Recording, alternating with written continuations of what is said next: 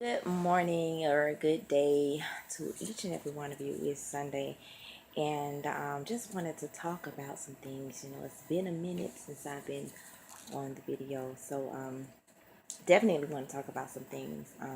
Since New Year's is not too far away, let's talk about weight loss. Let's talk about weight loss because I know that a lot of people are going to have, their New Year's resolution. And of course, the top one is always dealing with our weight and our fitness goals and etc.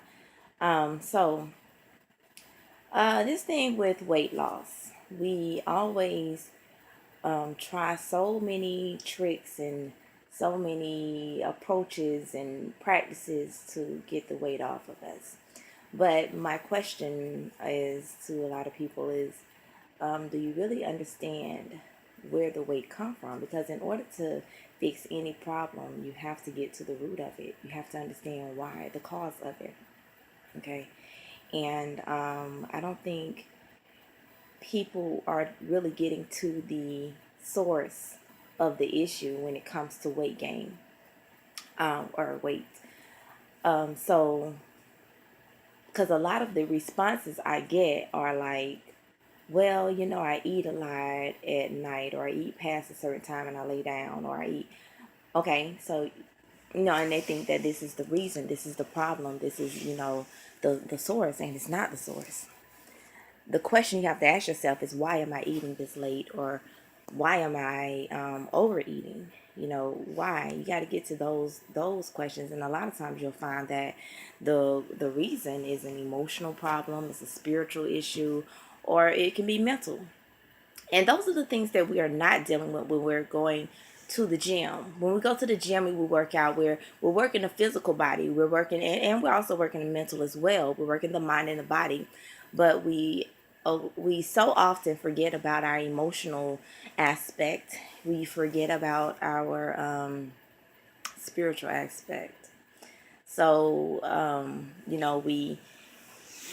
we omit those things, and we continue to go to the gym. We sometimes we see results and sometimes we don't, but even when we see results, the main issue is not solved. So that means that you got rid of the weight on your physical body. Now that weight has transformed to another place in your being. Okay. So it can transfer to your spiritual. It can transfer anywhere, um, you know, anywhere within you. And then you find an issue with your relationship, or an issue with your work, or an issue with, what I'm saying, the weight has transformed to somewhere else, some other place in your being. So, and if that happens, we think it's something else. We don't really understand that weight. That's the weight that came from the physical, because we never dealt with the wholeness of it. We only dealt with the one-sided, the physical, or maybe two-sided, the physical and the mental of it. We didn't. We omitted the emotional and the spiritual aspects. Okay, now I know it kind of sound like I'm saying the same thing over again, but that's just what it is. We keep omitting our emotions. We keep sweeping them under the rug as if they don't exist, um, as if it's not a problem, thinking that that's how we be strong, by omitting our feelings and hiding them, sweeping them under the rug. But one thing that we have to understand is feminine energy is the most powerful energy. And when we're talking about feminine energy, we're also talking about emotions, because that falls on the side of feminine. Okay. And I know a lot of times that we've been taught that our emotions make us weak. That's miseducation. That's a misconception. Because actually, when you know how to um, manage or use your emotions, you can use them in a very powerful way. See, the problem is that we have come out, we have been taken out. I'm not going to say we have been taken out of our natural state of being. Therefore, when we do deal with our emotions, when we get angry, when we get mad, when we get hurt, we allow these emotions to control us instead of us controlling them. And that's the problem. We've been taken out of this natural state of being, because naturally we control it. Naturally, we know how to, we know how to operate. We know where to move this anger. We know where to direct this pain. That's just what it is. We know how to do those things. And in certain practices as a woman that you can do, and certain practices as women that our ancestors did, that we have to incorporate into our lives now. We have forgotten about them. Sometimes we've forgotten. And other times we've just been told that it was plain old evil or witchcraft or whatever it is. And that's so far away from the truth. We have to get back to our truth. We have to get back to our true identity. We have to get back to our roots and understand that our foremothers did certain practices for very specific reasons, very spiritual reasons, that kept them grounded, that kept them secure in their identity, in their knowing, in their self knowledge. And it's certain things that we have to get back to. We have to. So dealing with weight. Okay. So when you're dealing with weight and you really want to get to the root of it, you have to understand where it's coming from. You have to understand, like a lot of times, okay, if it's emotional or spiritual or whatever, you have to do practices that are going to nurture your emotions, that are going to nurture your spiritual aspect. We've been taken out of our spirituality by religion. Religion has completely wiped our minds of our foundation when it comes to spirituality.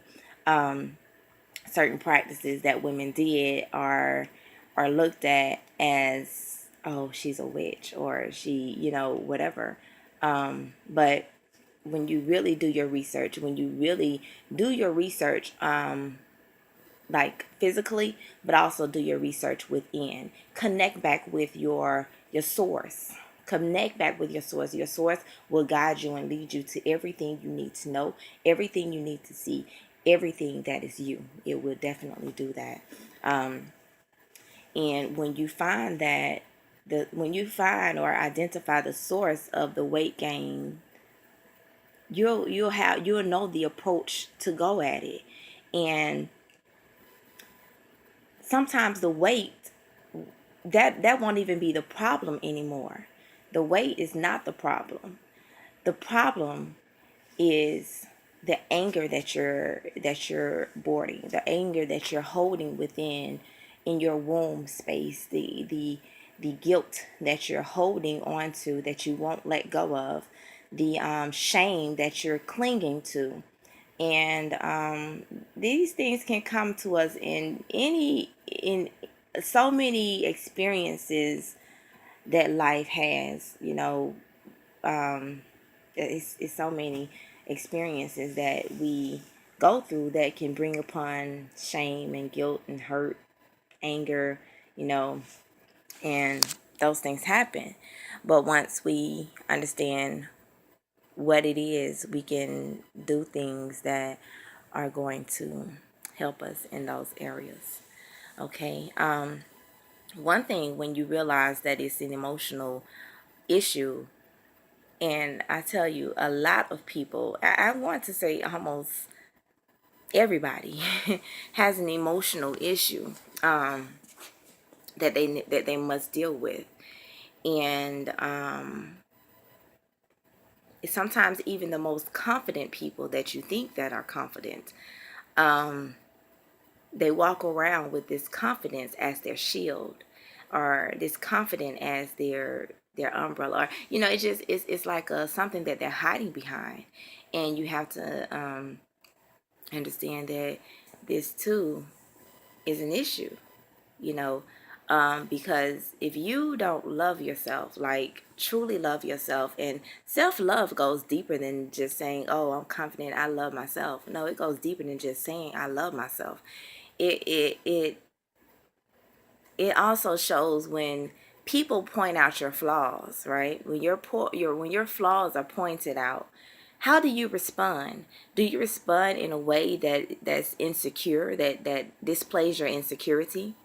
Or do you respond in a way that shows that you know who you are and you don't worry about what other people are thinking or saying, or the opinions of others don't really matter for real. Not when it comes to you. you know you are who you are, and if you don't know who you are, then that's the problem. You lack self-knowledge. When you know who you are, somebody can call you a bitch, somebody can call you a hoe, somebody can call you whatever they want to call you, and because you know who you are, and because you know that either you are a goddess or a queen, or you can just smile at them, and walk away.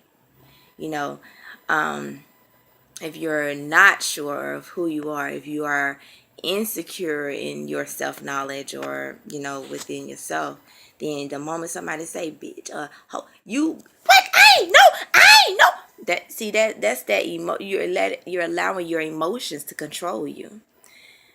And that's what we have to understand, that we are in control of our emotions. That is the way to be. When you are at your highest state of being, you are a goddess. When you are at your highest state of being, you are a goddess. And in your goddess state, emotions, no, they don't control. Emotions are, they don't control. They don't. You are in full control of everything you do. And that is why it is encouraged to reach your highest state of being, your goddess state. Your goddess state. Not allowing, and it's hard because you have to almost separate yourself from so much that's going on in this world, because everything that happens in this world is meant, like, it catches you emotionally. It gets you clean. It's like a fishing, got her, and willing you in. That's why you have to be careful what you watch on TV. You have to be careful what you listen to on the radio. You have to be careful because these things can sneak in so easily. And if you're not aware of it, if you're not conscious, you can easily get caught up and be imprisoned. Your mind imprisoned, your emotions imprisoned. You have to stay disconnected from the things of this world, and get reconnected with your truth, and get reconnected with your source, your power, your true power. So with that being said, let's deal with the real issues of this weight, okay? Gain self-love, true self-love, meaning when you are on the journey of path of self-love, you are experiencing you're doing self-reflection. You're getting to know who you are. You're getting to know your strengths, your weaknesses, your likes, your dislikes. You're getting to know so much about you, and how you respond when this happens, how you respond when that happens. It's so much you need to relearn about yourself, or get to know about yourself. So you're doing self-reflection. And then once you get to see, okay, these are my strengths, these are my weaknesses, these are my likes, these are my dislikes, you have to accept both of them. You have to accept your strengths as well as your weaknesses. You have to accept your imperfections as well as your perfections. You have to accept your flaws as well as your beauties. You have to accept both equally. Because one thing about this world is that, the misconception of good and bad, and or good and evil, or positive and negative, we've allowed whoever created the concept of these things totally messed our minds up, because it made it where, okay, one isn't wanted or needed, or one, we got to get rid of one. No, we need both. We need the good and the bad. We need the positive and the negative. That is how we're going to maintain our balance. And see, that's one thing that we lack. We lack balance in this world. We lack the knowledge of good and evil. We lack that knowledge of the importance of why both are needed. Why is the positive and the negative necessities? Okay, we think that it's supposed to be all good. Oh my goodness, those fairy tales really messed us up as little girls, because we saw that the princess, she was she got the prince at the end and all this and that, but we completely ignored the fact that she had to scrub floors. She had to do all these things. Um she had to go through a evil stepmother. She had to go through these things in order to get that balance, in order to get that prince. You know what I'm saying? And really, now when I think of those fairy tales with the princesses and the charming prince and stuff, I like to think of those things as metaphors now. I don't even look at it as, okay, well, I'm a princess and I'm gonna get a king or a prince. Nah, that ain't what I teach my children, and that's not what I'm about. Because I have to keep it real with them. The metaphoric of them. You have to explain. You have to help your children understand metaphors, because it's all over in this world. It's so many things that are metaphors. The cartoons that they watch, metaphors. You have to be able to explain those things, and I love an analogy. I love analogies. I do. I've always have. Even as a little girl, I love to analyze. So you have to teach those things to your children, so that they won't be screwed up in the head like maybe you were. I don't know. Not saying that you're screwed up in the head, but these fairy tales do paint this picture that, oh, I gotta get me a prince. No, you gotta have true love, and true love starts with you, baby girl. That's your true love. So you have to teach your daughters that your true love is not. Don't put your love or your faith in a man. No, put your faith in your God, in your goddess. Put your faith within yourself, in your source, not something or someone outside of yourself. That's just how you have to. You got to give it to these children for real. Because if not, then they're going to follow the same path we did as children and grow up thinking that a man just supposed to come save us. Nah, that ain't how it works. Okay?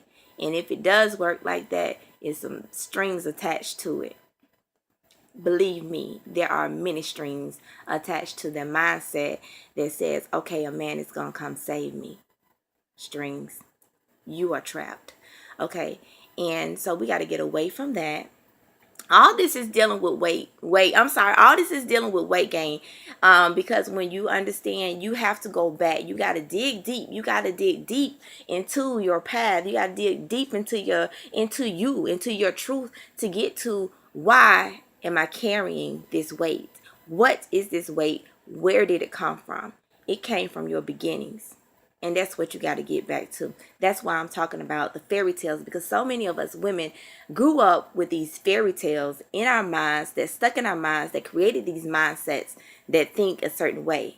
And now in order to get this weight off of us, we gotta unleash, we gotta unlearn these fairy tales. We gotta throw these fairy tales away, or just really get to the truth of these fairy tales.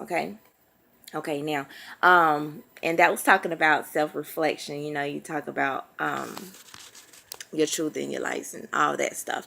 The next thing you have to do is I said you accept yourself, right? Yeah. Appreciate. You got to accept your flaws, accept your imperfections, all that, and then start appreciating them. Appreciate them. Appreciate your flaws. Appreciate your dislikes. Appreciate your weaknesses. Appreciate them. But you have to build on your strengths. You have to build on your perfections. Build on those, but and appreciate them as well, of course. But also, do not leave out your flaws. Do not leave out your imperfections. Appreciate them. Love them. They are you. I know people want to say, I'm not my flaws. That's because you don't understand what your flaws are. You don't see the beauty in your flaws. Once you see the beauty in your flaws and your imperfections, you will definitely begin to love them so hard, maybe even harder than you love your strengths, because you will see the bigger picture. You see the greatness, the greater of it. You know what I'm saying? But that takes a strong-minded woman, person. It takes someone who is so spiritually grounded. It takes someone who is so emotionally secure. It takes someone who is like deep down, like all the way rooted in her truth. And can't nothing, no one come and make her fall from her truth. You know, she knows who she is. Takes a woman who definitely knows herself. Okay. So yeah, get to appreciate your goods. And then you know, once you do all that, once you reflect, you become aware of yourself, you appreciate and accept yourself, then appreciate everything about you.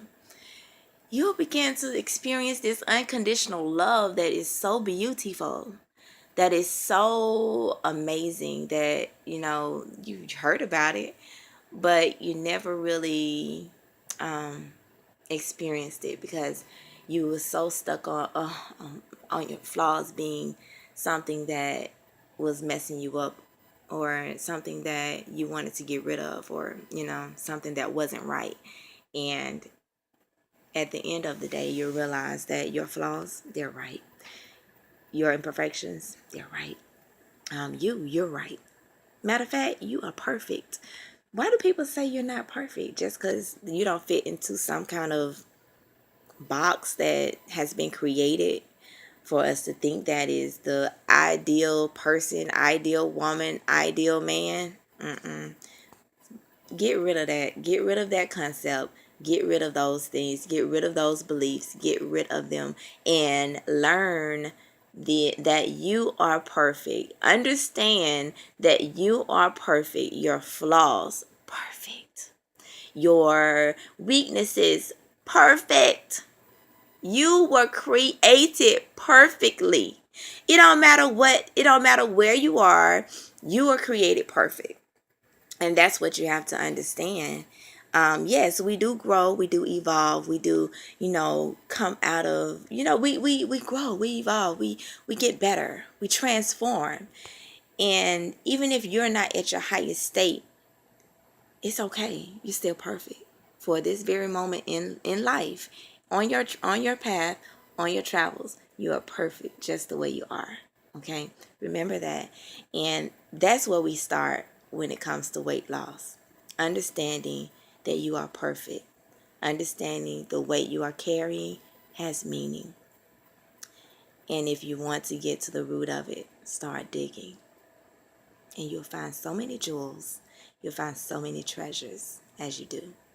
Thank you so much for watching. This is Shamika Manuel with She Lives Well.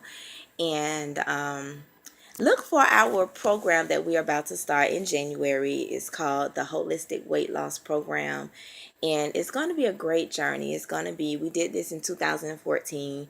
Of course, it's been 2 years. So we have added so much to it. So I want to definitely invite you all out. Keep looking out for our holistic weight loss program that you will definitely want to be a part of. This journey is about to be so evolutionary. It's about to be amazing. It's so many women that are about to just transform into their goddess state, and yeah, it's a mind blowing evolution. Okay, so until then, you guys, live well, think well, breathe well,